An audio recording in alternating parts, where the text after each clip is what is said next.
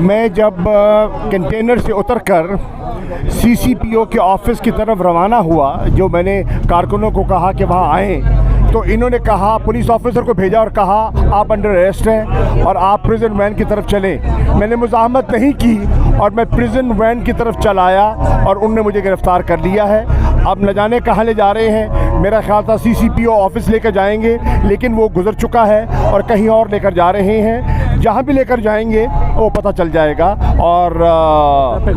और मेरा पैगाम ये है कि कारकुन हर कस्बे में, हर शहर में, हर सूबे में मुतहरिक हो जाएं, पाकिस्तान की बका के लिए, मईशत की बहाली के लिए, फसाइयत के मुकाबले के लिए, जमहूरियत और आइन के तहफ़्फ़ुज़ के लिए, बुनियादी हकूक़ के तहफ़्फ़ुज़ के लिए, पिसी हुई आवाम की आवाज़ बनने के लिए बाहर निकलें, जेल बरो तहरीक का हिस्सा बन जाएं। अल्हम्दुलिल्लाह आज हैसियत नायब कप्तान मुझे फ़ख्र है कि पहली गिरफ़्तारी मैंने पेश की है और अब ये तहरीक का आगाज़ हो गया है। आपको बताया नहीं कि किधर लेके जाना है इनको?